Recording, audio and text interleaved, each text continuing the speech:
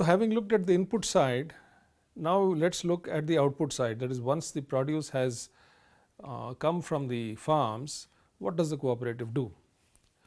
So, we look at 4 generic models of business. Since these are all commodity businesses, commodity trading businesses, the principles of commodity trading are in a sense well known.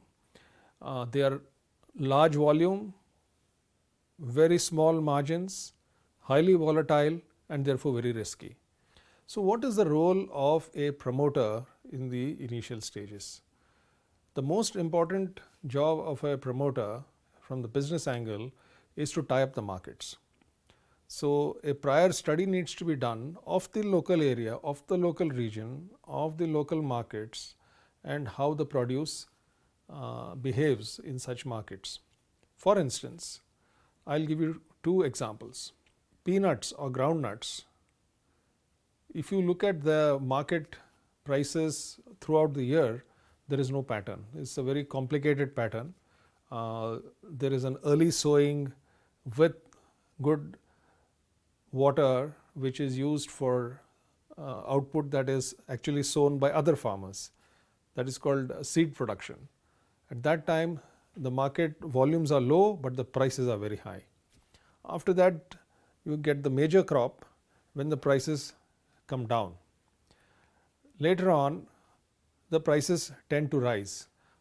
After a few months you get a second crop, due to which the prices again come down. So, there is a very random pattern as far as the prices go, and since the rainfall and the exact time of harvest cannot be predicted, we are not very sure, if you look at the country as a whole, when the prices will be up or down. So, that is a high risk kind of crop, groundnut. So, what is the strategy for that? We will discuss it shortly. To take another example, you have lentils. Now, around the country you will find that lentils, their prices actually crash during the harvest season, and then they start rising steadily post harvest. One of the principal reasons is that in most parts of the country, pulses or lentils or dals as we call them, they are single season crops. That means you get only one harvest per year, and at the time of harvest the price goes down and later on it goes up. And lentils are largely eaten in India, although there is some production in other countries. And so, the Indian market and the Indian consumers and the Indian demand supply situation really determines the prices, which is not true of groundnuts, where they are linked to international production and international consumption. So, we can have a different strategy for lentils and a different strategy for groundnuts.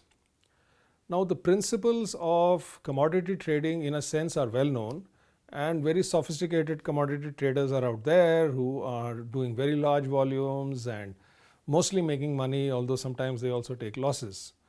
But when we try to apply those principles for a small village cooperative or a set of village cooperatives, we have to think afresh.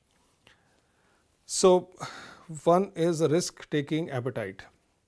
A large commodity trader, who might be a second or third generation commodity trader, can take a higher risk and even afford to take a bit of a loss.